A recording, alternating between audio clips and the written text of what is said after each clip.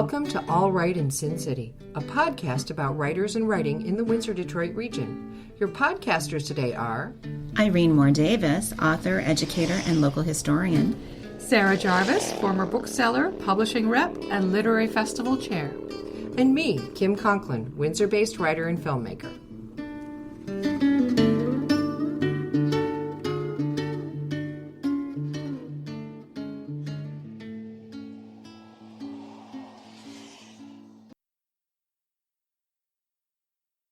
Welcome to All Right in Sin City. This is our 101st show.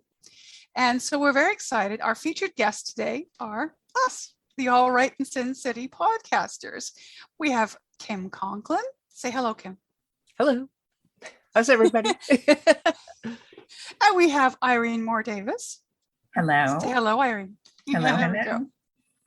And me, and I'm Sarah Jarvis.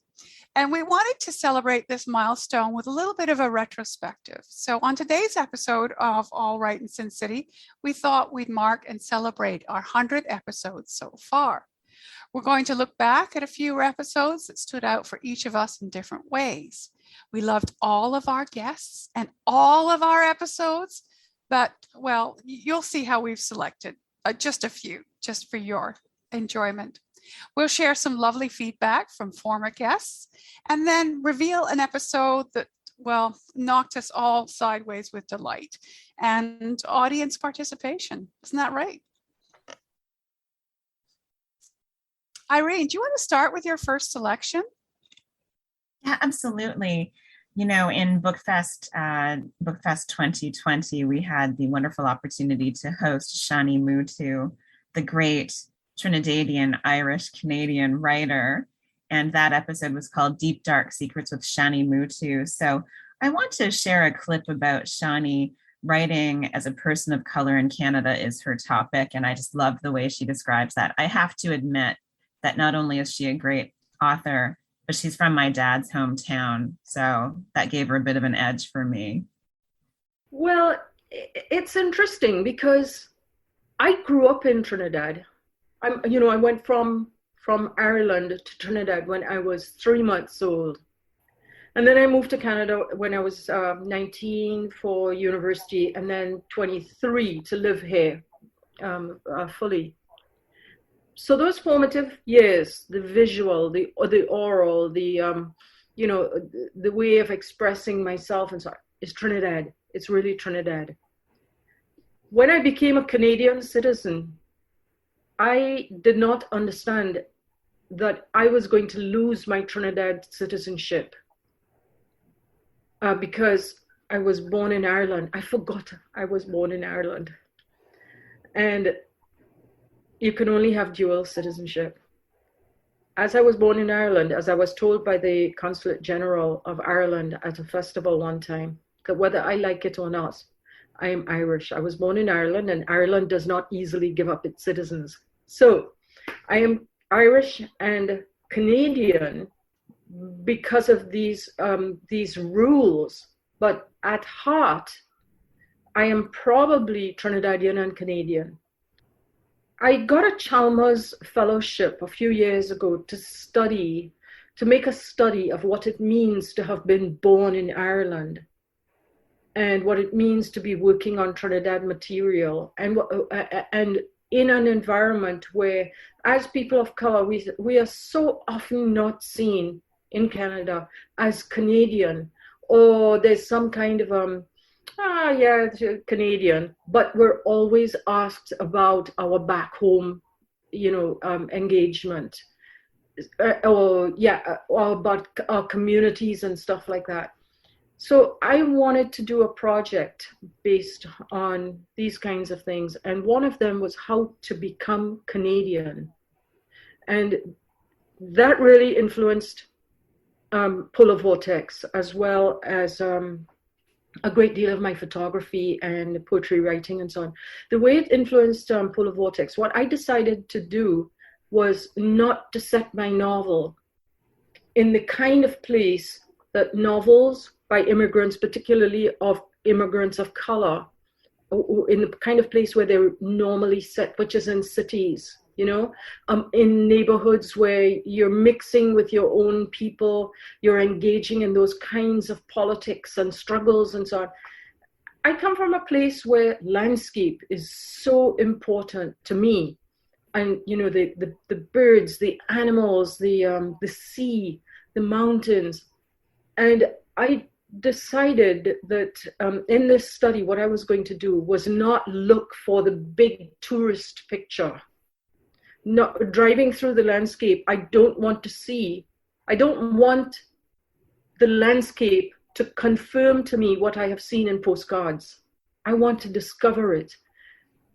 So that was, and that's what I did in Polar Vortex, trying to move through the land and to see the weather and to see the birds stuck in the ice and to talk about, in an ice storm, right? And you go on the lake and there are swans that have kind of almost frozen dead in the lake. And I wanted to see the minute.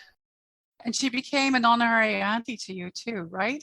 I adopted her as an honorary auntie. I'm not sure that I am an honorary niece, but that's okay. I'm going to claim her. Put her on my list of references or use her for tax credits or something. I'm not sure which, but we'll figure it out. Hey, Auntie Shani. Love you. She was charming too. She was just wonderful to interview. I remember she was just lovely. Yeah. Mm-hmm. Yeah. Did you want to read our first feedback from one of our guests, Irene? Sure. So we had a great idea of reaching out to former guests and seeing whether they had any memory of speaking to us on the podcast, first of all, and if so, whether they had good memories. And so we heard first from author Vanessa Shields. What I enjoyed most, she said, was the thoughtful questions and avid listening to the answers. The conversation we had was engaging, generous, inspiring, and meaningful. That's a feat these days when speed, sound bites, and flashiness tends to cloud meaningful sharing. I knew that my book was actually read in full, and that clearly affected the questions asked. There was great care, time, and effort exuded in the All Right in Sin City podcast, and that matters very much. I appreciate your passion for the written word, for engaging in meaningful, heartfelt conversations, and excellent professional distribution of the shared experience. What did we miss? Was there anything that you expected us to ask and we didn't? We asked all of the authors. And she wrote back, nothing. From the moment our connections began, with the initial email invitation to be on the show, through the interview recording and the promotional effort and podcast completion, the experience was professional, exciting, engaging, and meaningful. Thank you. Keep up the amazing work, Vanessa. I swear she actually said those things to us, and will testify to that in a court of law in case anyone's curious. She absolutely did. She's such a wonderful supporter, and perhaps it's time to share a secret that we do take it in turns to read the books and set the questions for each of our podcasts. Oh, we do read the books, and we read as much as we can get our hands on of the author as well. So we really enjoy that. It's great to dig deep. So I wanted to share a clip that I really enjoyed. And my theme of my clips really, I was thinking about the writer's journey. And with this clip, with Samantha Badoa, who was the Windsor Youth Poet Laureate here in town, we did an interview, one of the last ones we were able to do in person, with Samantha and with Marianne Mulhern, who is the Windsor Poet Laureate. And we had a lovely chat with them. And then Samantha started reading a poem, and she's very involved with the spoken word community. And I'm sure they're all missing their community right now, because they just had a wonderful thing going. And she shared this poem that was just raw and beautiful and full of emotions. And I don't know how I didn't end up finishing the interview in complete floods of tears. There's just something about it that touched my heart and actually, in a sense, inspired me to do some writing. It went in a way that I hadn't done for a long time. So that's why I'm sharing this little snippet of Samantha Badoa reading. And this is, I think, my attempt to kind of weave in different types of love and how I interpret them in my life. I have lost more than I'd care to admit on failed attempts at love poems for people who have demanded them, or for people who have deserved them. My hands seem to tremble and my fingers start to seize at the idea of loving anyone like a flower, like an ocean, like anything that is ever written on a Hallmark card, like things that can be contained in ink. It somehow seems very wrong to even try. I've made unwilling victims of these pages in the name of a love poem, and still, I always seem to end up writing about the wrong things, like my mom. I've been told that my mother has no place in a poem to a boyfriend or a partner or a future husband, but it is easy to write about her, and for once, it is easy to write about you. I can tell you about her smile, how it was always seemed like a multicolored acid trip, or about her hands, and how they cradled me in birth and near death with the same gentleness and understanding smooth, despite the cuts and burns she acquired through the years, or how she always smelt like oranges. And that even now the smell of citrus never fails to make me happy. I can tell you about the days where I am horizontal, chained to my bed, my chest weighed down by thoughts like I'm not good enough, and damn, living is hard, how she tears the sheets from the bed, throws the window open, tells me I am like the sunrise that comes through the horizon, and this is her way of telling me I will be okay, and for the first time in my life, I believe I will be okay on our first date. You showed up at my door with a bag of oranges. We sat on a grassy hill and pretended to watch the moon, the pile of peels growing larger behind us as the space between us grew smaller and smaller, and this is how I have learned to love and write about love. When I say I feel about 2 inches tall, he leads me to a mountain, reminds me how beautiful it can be to be small, how fulfilling it can be to be engulfed by things much older and wiser than we. We spend the rest of the night looking at pictures of space. When I finally do fall asleep, it is in the crook of his arm, our chests moving up and down in a unison that only comes with deep and peaceful slumber. I can't sleep without him anymore, and I admit, I have seen stronger women than me drop to their knees because of heartbreak. I have been cataloging their fall since childhood, filing this information away under reasons why not to love, reasons why I definitely shouldn't write about love, but I am ready to drop and fall from grace. I am ready to shed any excuse, defense, or worry about how it would pick up the pieces if we were ever to break. Being vulnerable is only as scary as you let it be, and I am not scared anymore. This is how I have learned to love him and write about love. Not through blood-soaked pages or empty metaphors, but with orange peels, grassy hills, pictures of space, and courage. And thanks again to Samantha Badoa and Miriam Mulhern for an interview there. And so we got some feedback from Margaret Christakos, who is another BookFest Windsor guest from this past year, 2021. She says we did a stellar job with her interview, and she's very grateful for it.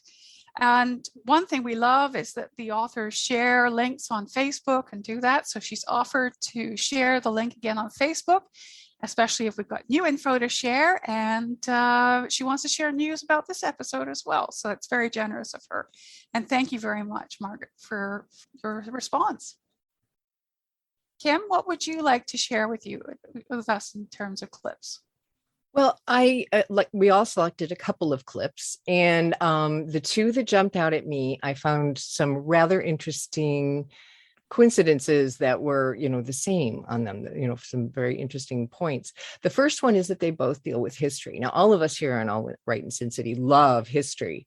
And this first one here, also by another good friend of the podcast, M.L. Leibler, the well-known poet from Detroit. This was his first book that we did on the show.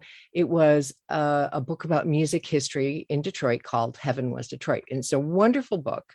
It wasn't the book he intended to write or edit, but it was, the first one that they did. And I had an opportunity to go to his office. This was before the pandemic, and sit down and have an interview with him. And one of the things I liked about it was that it was the most close to a sort of documentary style interview that we've had a chance to do. It just worked out that way. So that was kind of fun. And then also it was talking about history, but music history, but then we also got into writing history around Detroit. And ML's been involved in the writing community for a very long time and had some great stories to share. Songs or whatever. So they reached out to me and we started what was called the Worker Writer Festival, which we would hold in different union halls once a year. And I have to tell you, I myself doubted that concept because, well, not doubted it so much, but they set up the first one. It wouldn't have been my choice or idea, but they set up the first one on a Saturday night. I think it was like, in May, so it was like a warm night and a Saturday to boot, and something like 7 to 11. And I thought, nobody's going to come to this. I mean, who's going to? That's the worst time to have a poetry event, is a Saturday. A Saturday at the Union Hall? I mean, you can't get those people to come there for meetings. Poetry, you got to be kidding. Well, anyway, we did it. And you know what? The place was filled, packed. I walked in thinking, okay, I'll go to this thing. I'll be one of the people there. And the place was packed. And all these different workers got up to read stories and poems. Maybe some sang a song, I can't quite remember, with guitar. But lots of poems.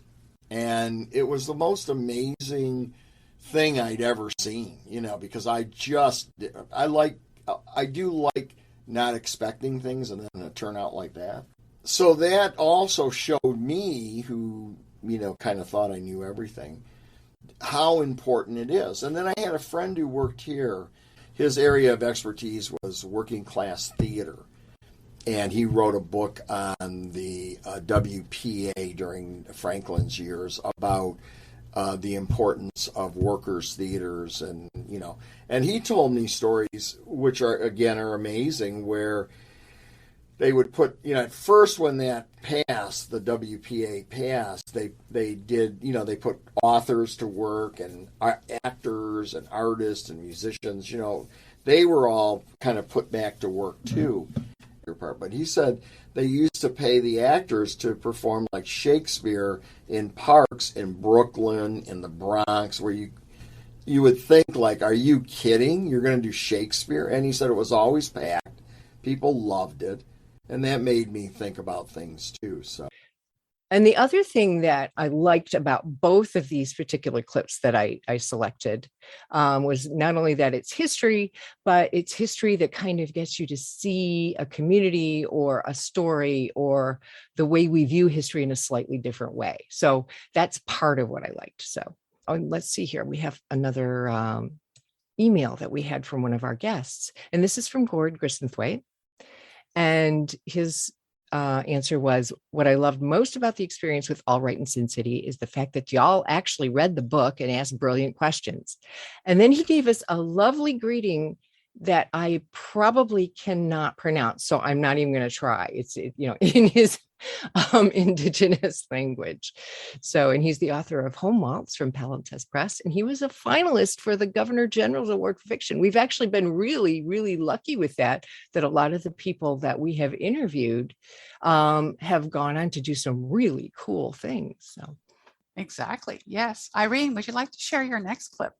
Yes, absolutely. I really loved our conversation about Detroit love stories with Detroit writer Esperanza Cintron. And she was a delight. Her stories in her book Shades were all a delight. And I really loved the way that she captured voices of people from a great variety of demographic backgrounds who live around the city of Detroit. And I felt as though I was right back in the Motor City, experiencing those beautiful voices. So here's a clip where she talks about those voices and how she managed to capture those so well. So the voices in this collection of short stories are so rich and varied. The narrators are children, adults, women, men, young, old. They represent different cultures, East Side people, West Side people, different dialects. How easy or difficult was it for you to capture such a variety of voices in your writing? Consistency was the most difficult thing. Consistency of character, okay, but they represent the variety of people that I know, family members, people that I deal with daily and so forth. So capturing the characters wasn't as difficult because a lot of it is written in dialect, which is difficult. And honestly, I think it was a long time getting published because it was written in dialect. And I don't think that's necessarily a popular thing.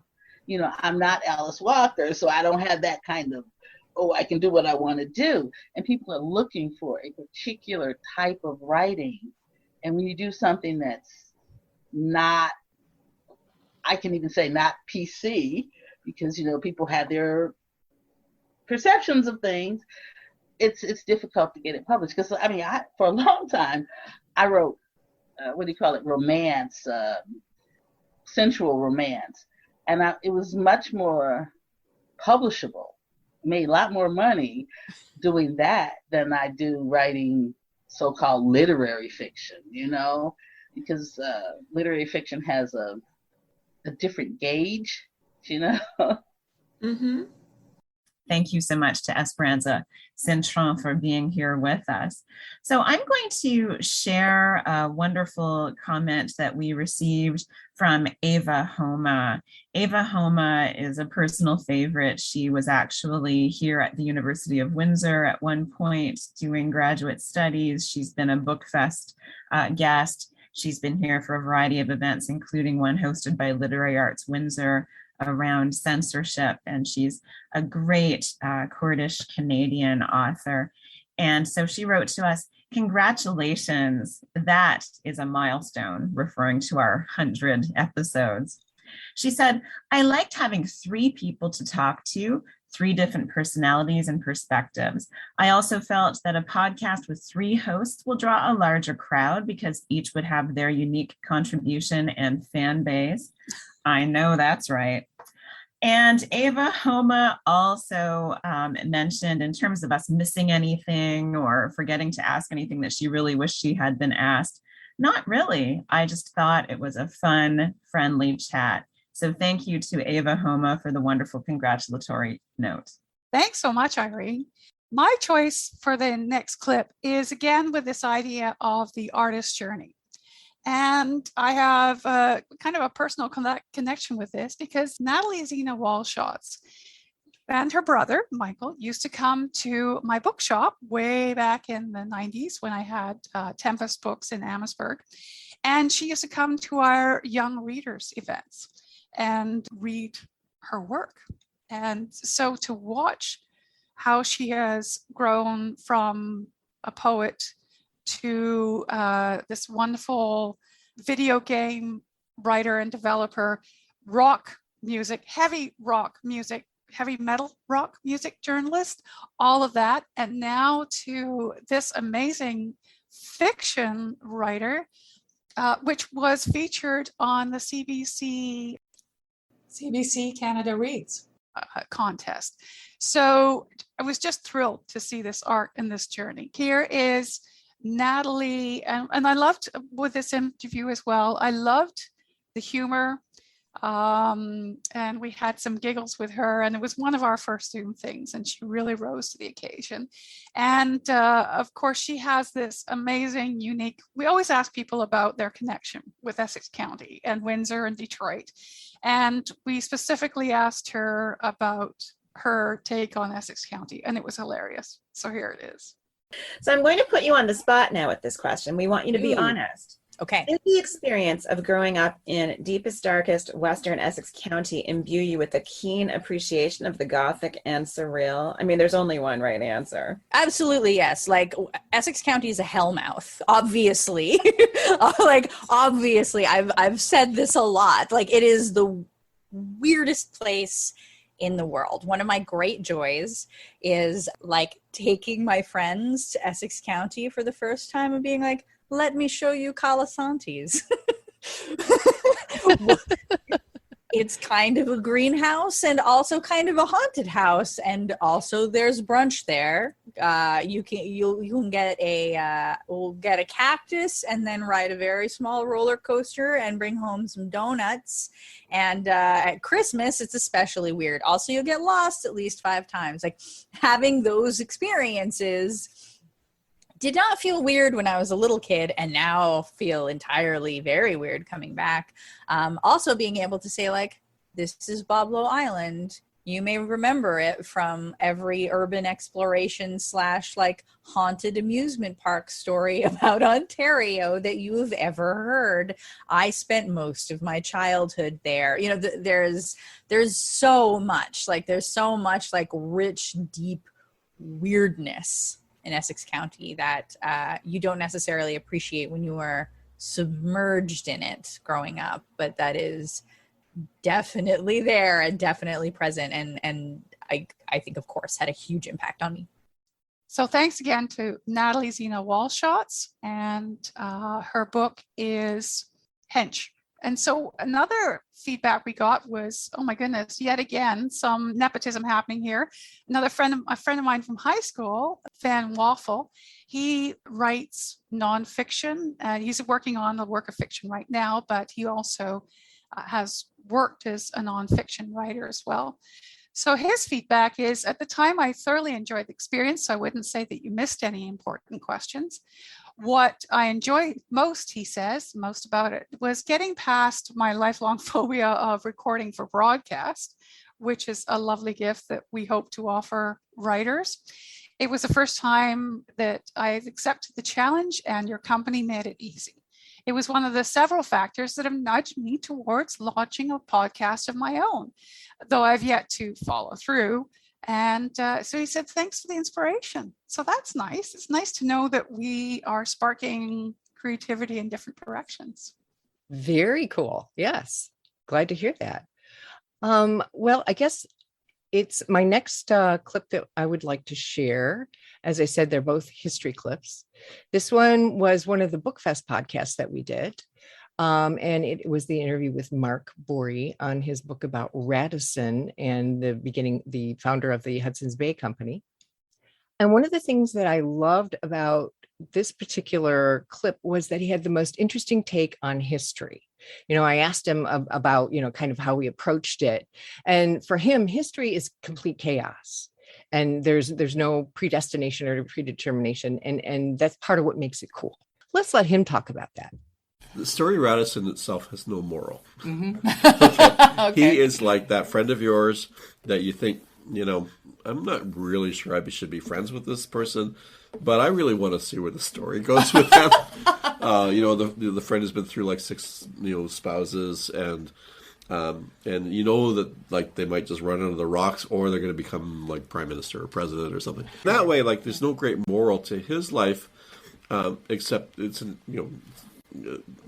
exercise in what ambition looks like. But where the sort of message is about, I'm saying in the book, let's take a look at what we think of as explorers. That basically most of these explorers were passengers of people who are already doing things, who lived here. And let's take a look at where we see ourselves coming from and what the world was like back in the time when this contact, really the most powerful part of early contact between First Nations people and Europeans, is happening. So they're trying to deal with the plagues. They're trying to deal with the new weapons. There's some groups that are so powerful that they can just blast away everybody else. And the survivors have to cope. And Radisson sees all of this stuff. So we get to see this world that's not the world that Hollywood talks about, Indigenous people. What's going on in Europe is just sending all kinds of refugees into the world. Just like what's going on in North America is sending Indigenous refugees flying out from the southern Great Lakes to the north and stuff. I think a historian has to just, in a lot of ways, tell people straight up, this is what happened. And I see it this way, but you may see it another way. A lot of things just happen by accident. You turn left when you should have turned right, and you walked into something. And this is what happens to Radisson from the very first pages of the book. he should have gone back to the town he was staying in when he's 14, but he gets greedy hunting ducks. And if he hadn't got greedy hunting ducks, all the rest of what happened in his whole life would never have happened. And that's like each of our lives work that way, and then everybody around us is having the same sort of life, right? And that's the way I write history, and I'd say, well, there's nothing preordained. There's nothing that I don't believe in, dialectical materialism. I don't believe that everything is about money. Sometimes people just go for a walk, just to go for a walk, and that's the story of his life. Is a million things that, sometimes it seems bad. He gets caught by pirates. Bad. He gets dumped in Spain. Not so good. Not a good place for a Frenchman that's got no money. But it takes him so long to get to England that he misses a big plague outbreak. That's good. And then there's a big fire in London. Well, that's bad. And they're hanging Frenchmen literally all over the place. Any Frenchman they can get, because English have always been rather xenophobic. Just like, we're in Brexit today. Well, but he's a friend of the king, so he's safe. And like this on and on, where this switch goes off and this switch goes on, and it's and that all adds up to a life. And now one of the other interesting things that I figured out as I was, preparing the clips for this particular program is I also seem to have a real soft spot for raconteurs, because both ML and both Mark Burry are really incredible raconteurs. I mean, they're great storytellers. And as you're trying to shape this clip, you realize that they both have the ability to sort of start a story, go off on a side trip to another story, go off on a side trip to a third story, and still wind up exactly where they intended to go. I mean, that's skill. I can't do that. I think that's incredible. But yeah, so apparently that's one of the things that, I look for in an interview, is that somebody has that ability to sort of entertain and go off in all directions and still kind of complete everything and make tied up with a little bow in a nice package. So, oh yes. And now we have to do one more of our interviews. And this letter is from Jeffrey Cass, who we interviewed. He's a poet from Ann Arbor. Hi, All Right in Sin City folks. It's been a while, so I don't really remember the specific questions or what I might have wanted to talk about that didn't get mentioned, but I do remember enjoying the podcast and feeling like y'all were well prepared and asked interesting things, that the conversation felt lively and dynamic. He has a new YA novel out from Fifth Avenue Press called Center Mid, and he's sent us an Amazon link to it, which we can put into our show notes so that you guys can find it as well. We certainly can. Irene, did you want to share another one of our guests before we'll do another little roundup of this before we head to our last clip? Well, we had so much fun speaking with Stephen Mac Jones, and true to the nature of the interview, his note of congratulations to us on 100 episodes was fun as well. So he writes, "Hi, ladies. I hope all is well, staying safe and laughing loud. I, in caps, absolutely loved my All Right in Sin City Zoom interview.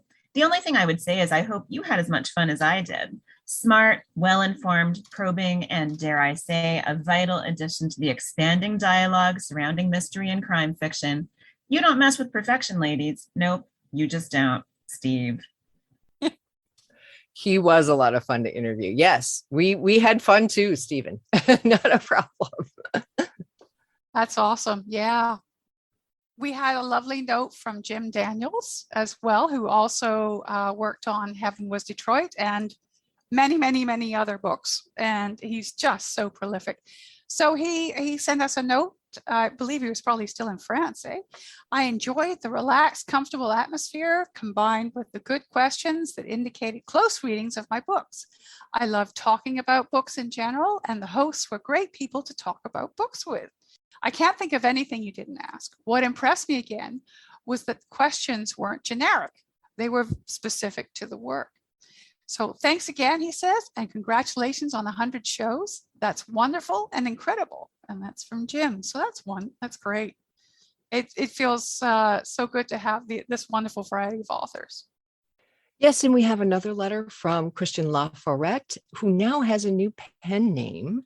I'm not sure what that is. Do you guys know what that is yet? Yeah, I know he's got another book coming out, but we'll have to find that out. We will, yeah. Okay. But anyway, Christian was one of our early shows. And he was a lot of fun to interview too. And you'll note this from his letter. Hello, All Right in Sin City gang. Congratulations on 100 episodes. Wow. I would be happy to answer a couple of questions.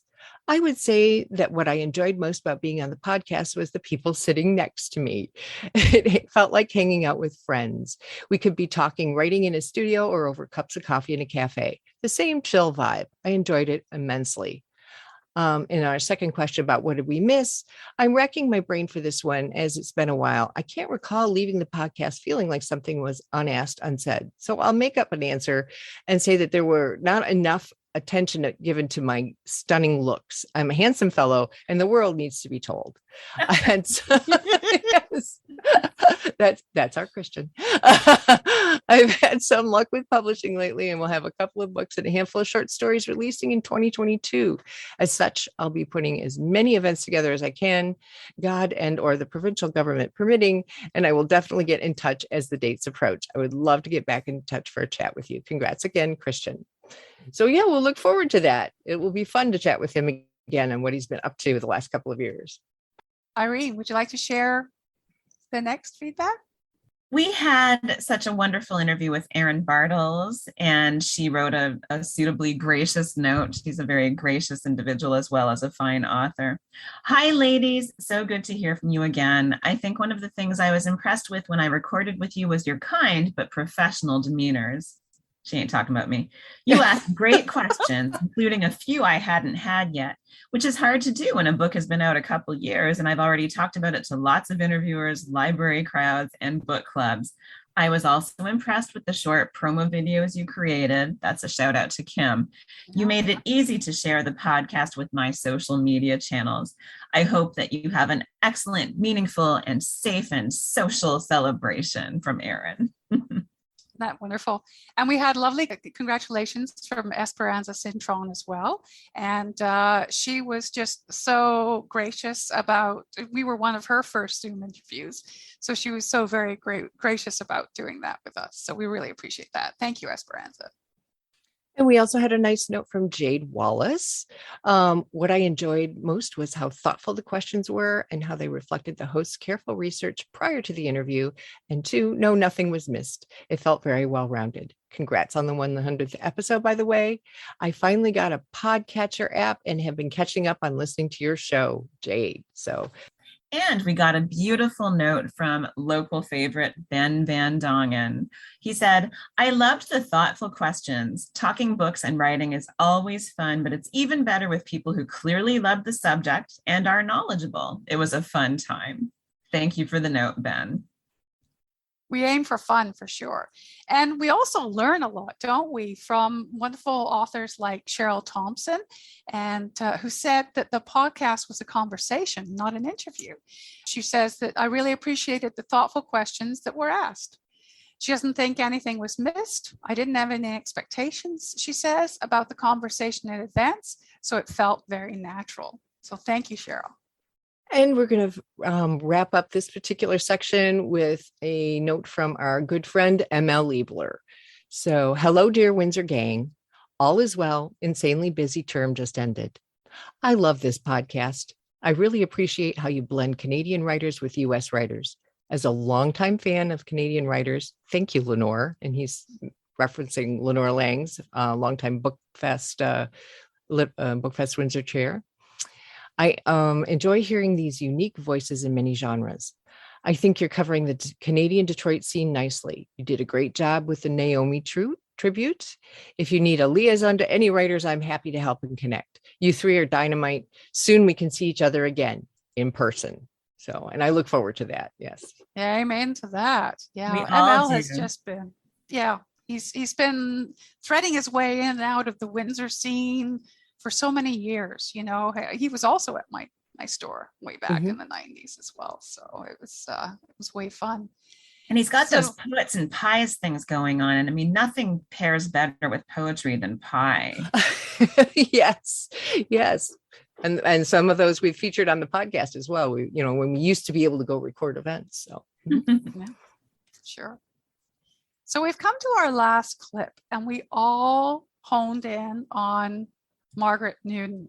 So Irene, do you want to start with one of the things you enjoyed about Margaret Newton's interview? For many of us who are settlers or arrivants living in this area, we have a lot of feelings about the reality of the relationships that we've had with Indigenous people, the original peoples of this region and of Turtle Island in general. And Margaret Newton is doing such a beautiful and significant, just life-changing, world-changing job of reclaiming the original language of her people and making sure that it is accessible to those who want to learn it, and sharing it in ways that are accessible to all of us. And that was just such important work. But not only was the topic of her interview just incredibly significant and fascinating, but she was a joy. She was genuinely a joy. When someone is truly engaged in the work that they are meant to do, it is just a delight to see them in action and to be part of that, part of spreading that message of whatever it is that they're doing that's good for all of humankind. So it was truly an honor to interview her about her work. Well, what I really enjoyed about the interview with Margaret, I mean, the book was lovely. I'm always fascinated by the idea of translation and looking at the same thing in two different languages and how that changes your perception and how that changes the story or maybe changes the way you look at it. For example, in English, we talk about killing time. In French, they talk about passing time. That's a whole different perspective. Right. So I was really fascinated by that. And she brought a lot of that out in terms of, her interview and educating and whatever. But it is also because, we were talking about a book that was written in both English and in Anishinaabe. It was a little bit intimidating, a little bit like, wow, I'm not familiar with this language. I'm a little bit worried about it. But she was so generous with all of her answers. It's like, you can tell that she loves helping people see the world through that cultural point of view. And it was just a delight. It was charming. And she was, I can just see her like healing all kinds of different cultural divides with that approach. It's a wonderful thing. Yeah. I felt that I could have sat at her feet for days on end. And if she ever runs a workshop or a retreat or something like that, I would love to be part of that. I can't imagine how lucky her students are as well, because she is an educator as well as this amazing creative person. And those things are not necessarily mutually inclusive. So she did straddle that beautifully. And she, as you both have beautifully said, she straddles that join between education and inspiration and enlightenment. And she just lifts your heart the way her words come together. And we all enjoyed that. And she even got us doing a little bit of audience participation. So that was another thing that we've never done before or since that I know of as she was reading. And she was just so incredibly generous. So here's the clip. There's another one that's in here that's about the peepers, which if I were going to say that I wanted to involve you, I could do that, right? So there's several of you there, right? So this is a little poem that it ends with the sound bipagi. So you guys can help be the chorus. And if you're doing this on Zoom, I will say one thing about the Zoom universe we've all learned to exist in is that you have the ability to have your sound off and be as loud as you like. So I now tell people we have no need for everyone to necessarily turn their sound on, but if anyone's watching this anywhere later, or those of you that are on the call with me now, we can see from your lips if you participate and just do that. I think it's a really nice thing that people can be in their own space and be as loud as they want. So I'll read 3 short lines, and then you can chime in on the last line, which is repeating bitbagi, bitbagi, and it has 4 sections. So we'll just try this. Interactive poetry, right? I'll read it. We'll just do it in the language first, and then I can go through and tell folks what it means. Ishqua, Bibun, Biomagak, Gawing, Geabe, Abta, Neboka, Mashkawi, Siwat. Bipagi, Bipagi. And this is how it would sound if peepers did it, right? Just like that. Then the next verse is Namas Asijwanek, Agozamaki, Gi Ningisiyang, Ni Nopadodeyang, Mash Kigong. Bipagi, Bipagi. Ditbishko, Didabashka, Jawasbisa, Zogpok, Zigwang, Zibiskach, Midash. Bipagi, Bipagi. E Pichi, Mada Ogoyang, Be Shaganawabmegak, Aoyang, Wasaganawabmegek, Aoyang. Bipagi, Bipagi. It's nice that it just sounds exactly like spring peepers when you go by and they're just popping up all over. So in English, what it says is, so after the winter waiting, no longer half frozen by design, our calling becomes all calling. Under the rippling bark, peepers have thawed. They crawl into the swamp where all calling becomes your calling. A seismic sesh, a synaptic snowstorm of springtime repetition, and your calling becomes my calling. As we drift away on echoes, we are the details, we are the distance, and all calling becomes our calling.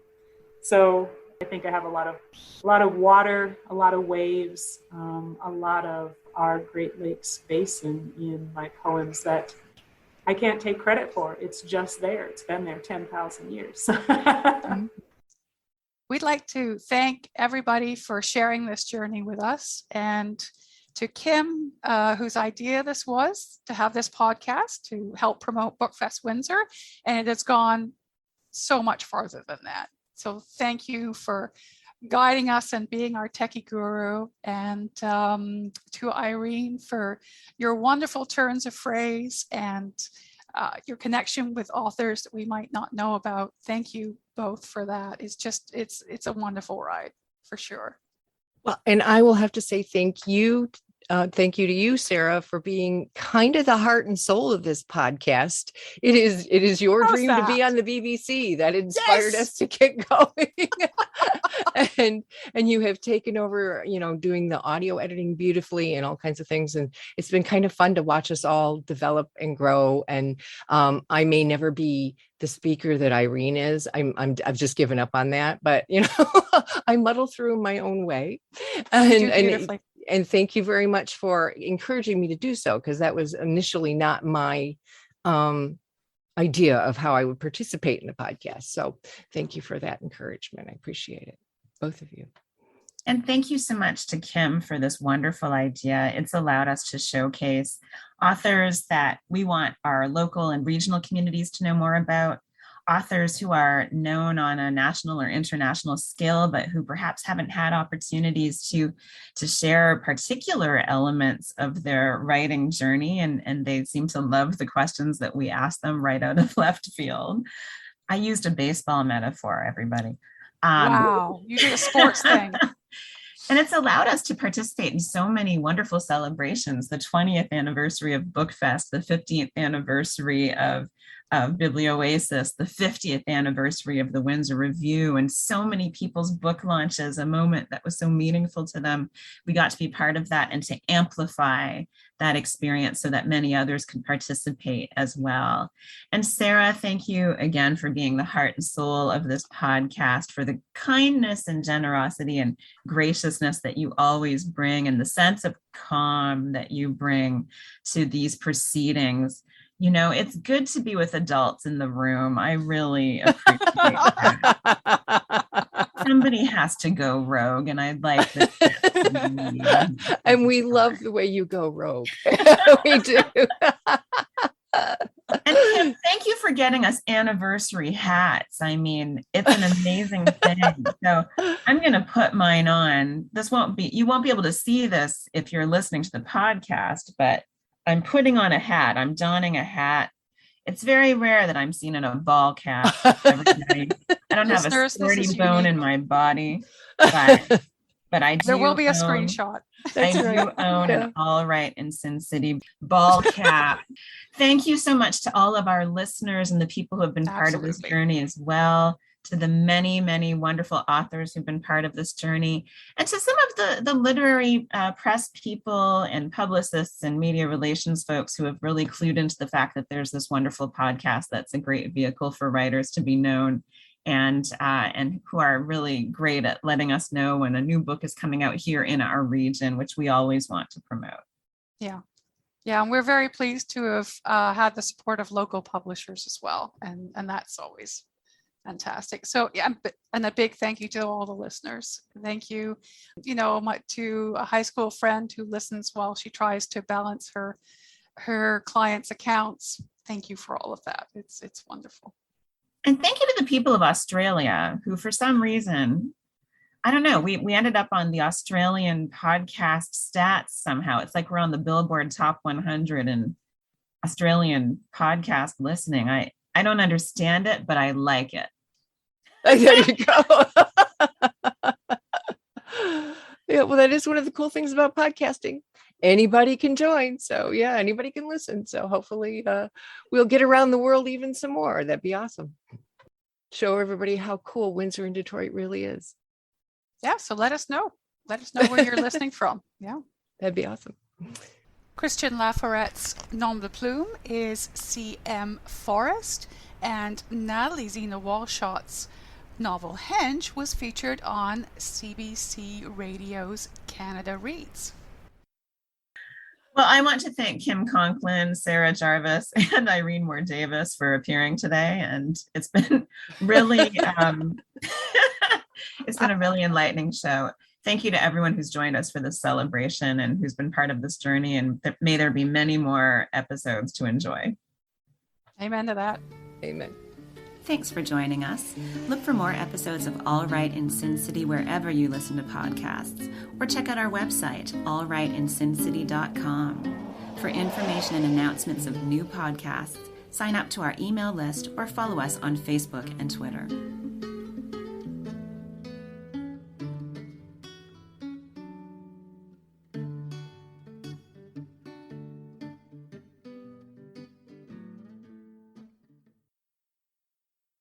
We have no idea how to end this, do we?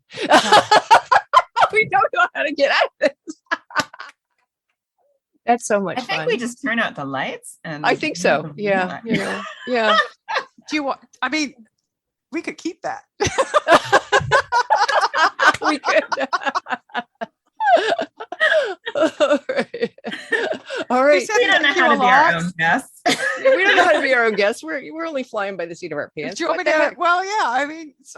We could just. Yeah, we could.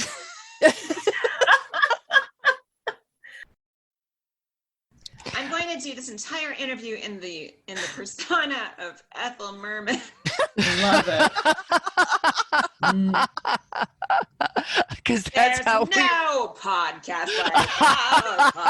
There's no podcast I know.